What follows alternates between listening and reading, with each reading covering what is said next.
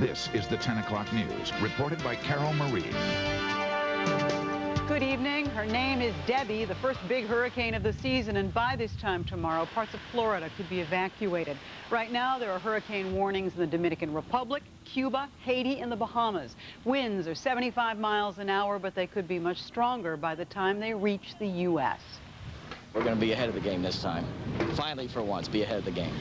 People are stocking up on supplies. Cruise ships have already been rerouted, and flights have been canceled to the Bahamas and the Caribbean. You shouldn't be seeing any more fake checks from Publishers Clearinghouse saying you may have already won $1 million. Today, Illinois and 23 other states settled a class action lawsuit with the sweepstake promoter. Illinois' share is $1.4 million.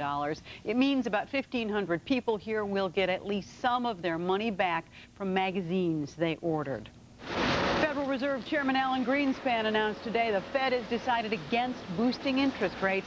Analysts say previous rate hikes have done the job in keeping inflation in check. United Airlines has blamed the summer's cancellations and delays in part on pilots and mechanics seeking new contracts. Today, United announced it wants 36 of its mechanics to face disciplinary action. They're among more than 100 whom United said called in sick on the eve of the Democratic National Convention in Los Angeles. NICOR says tonight it's very sorry, but has done little, that apology, to stem the anger and anxiety in the suburbs north and west of Chicago. The mea culpa comes in response to the potentially serious health threat of mercury contamination triggered by NICOR's removal of dozens of old gas meters. Kyung La is covering that tonight live in Park Ridge. Kyung? Well, Carol, 88 homes have been tested so far. 4 families on this street here in Park Ridge have been evacuated. And tonight, NICOR says there are at least 8 to 9 other suburbs that they still have to look into. And at this point, they're not saying how many people may be affected. And tonight, a very public apology from NICOR saying something went wrong. To apologize to the village officials and the citizens of this fine town. A public apology from NICOR gas executives tonight, and a plan to calm residents on Brophy Street. NICOR met with the mayor of Park Ridge, promising door-to-door canvassing, a free health clinic for mercury testing, and plans to continue to test homes in the town. Yes, but we still remain very concerned about what is the extent of the problem. We know about this area on Brophy, but we're still not sure what the true extent of the problem can be in our community, as well as other communities throughout the areas. NICOR hired this subcontractor in Addison, Henkels & McCoy, to move gas meters from basements to the outside. The U.S. EPA says Henkels & McCoy employees spilled mercury in 2 homes in Mount Prospect and Lombard, and at least a dozen homes in Park Ridge. As an operating company, we have a quality control and we have inspectors, and in this particular case, we blew it. He blew it. They know it. I'm not telling them anything they don't already know. Darlene Serrano is living at the Marriott while NICOR cleans up her basement. NICOR says for the last 10 months, Serrano and her children have been living with toxic levels of mercury. Serrano appreciates tonight's apology from NICOR, but says that's not enough. Too little, too late. I think they're reacting. They should have been proactive. The Park Ridge mayor is not the only public official that has asked NICOR for a meeting. Illinois Attorney General Jim Ryan will be meeting with NICOR tomorrow afternoon. NICOR is also making a stop at the Illinois Commerce Commission. And tomorrow they will also be back in this neighborhood, leafleting the area and trying to talk to the residents here. Live from Park Ridge, Kyung La, CBS 2, Chicago. Carol? And Kyung, if residents have been exposed to mercury, what are the health consequences of that? What we're talking about that's left behind in these basements is a potential of 2 tablespoons, and even that level, the Illinois Department of Public Health tells me you could look at prolonged neurological damage, some kidney damage, maybe even some skin rashes, but the Department of Health does say that when the exposure stops, it appears that those symptoms do fade. Kyung La, thank you. The mayor of Calumet City and 2 other municipal officials are expected in federal court tomorrow to defend themselves against corruption charges. And now there's a call for a second federal probe asking why it was the Calumet Council recently voted to spend hundreds of thousands of dollars to defend the trio. Administration critic George Skagerberg says he will file a citizen's complaint. Any person understands that if they themselves violate the law, they will have to go down and get an attorney and pay for it themselves. Mayor Jerry Genova was indicted last month and pled not guilty to bribery and misusing public funds.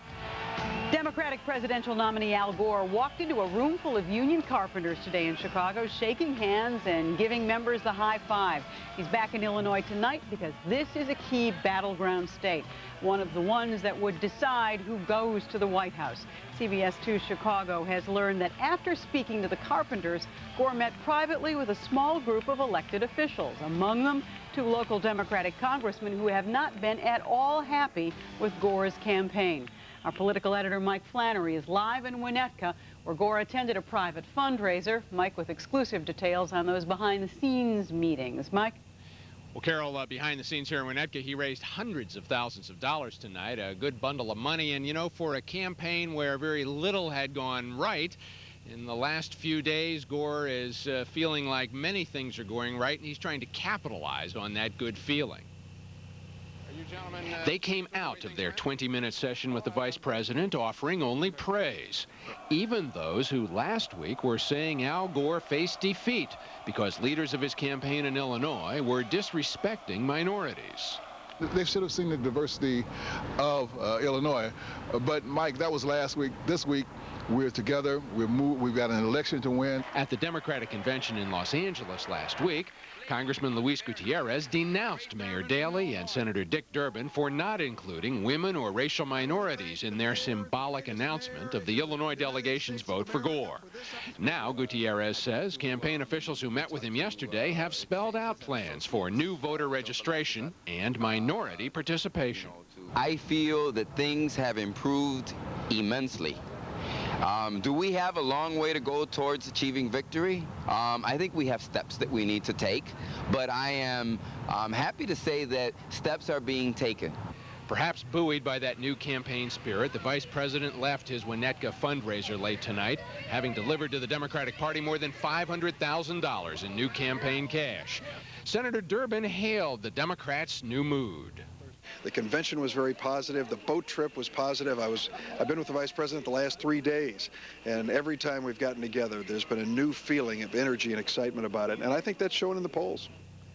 The message from Democrats here in Winnetka and earlier in Chicago is that if Republicans were counting on Democrats being in disarray here in Illinois to give George W. Bush a boost, they'd better think again. Despite their many differences, they claim they're coming together and they understand the value of a Gore victory. Reporting live from Winnetka, Mike Flannery, CBS 2 Chicago. Carol, back to you. Mike, it feels a little bit still like a roller coaster, and Congressman Gutierrez still sounds a little bit equivocal, do you think? Well, he is. You're right, Carol. He's not completely mollified, but, you know, he told me afterwards he really wants to get on the Ways and Means Committee, and he really wants, therefore, the Democrats to win the U.S. House. So he's going to be working all out, even for some candidates for Congress, in addition to Al Gore running for the White House, even for some candidates for Congress who he might not be thrilled with. All right, Mike Flannery, thank you. In a Peoria classroom today, George W. Bush tried to focus attention on his top legislative priority, education.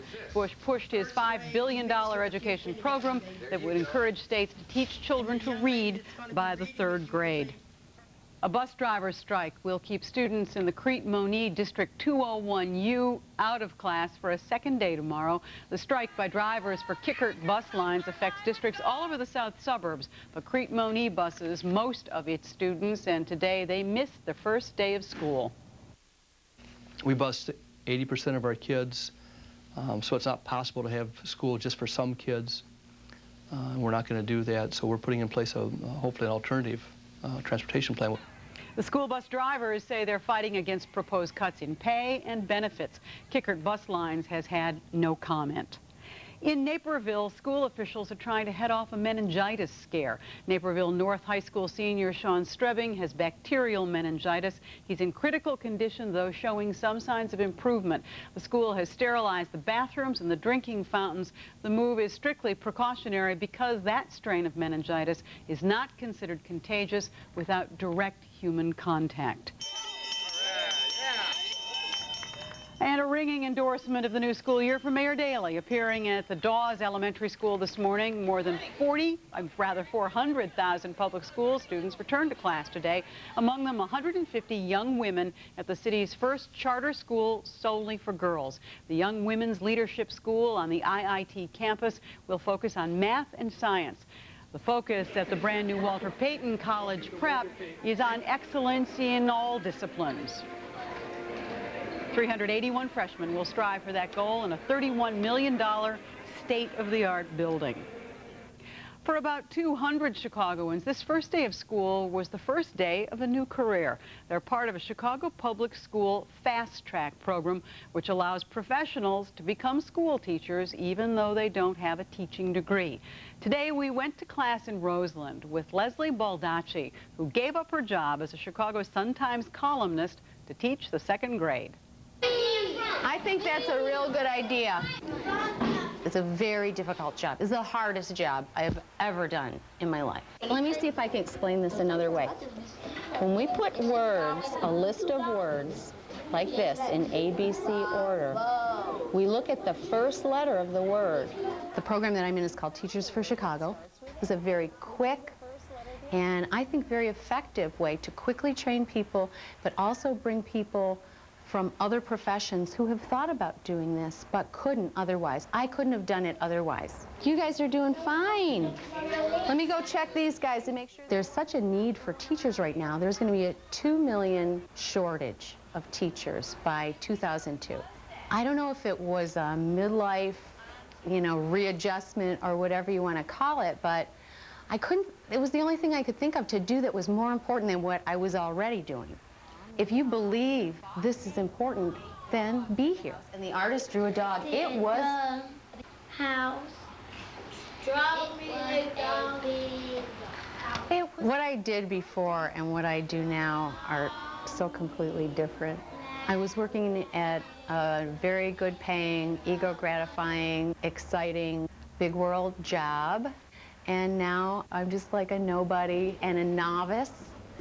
And that's a very humbling experience. I recommend it.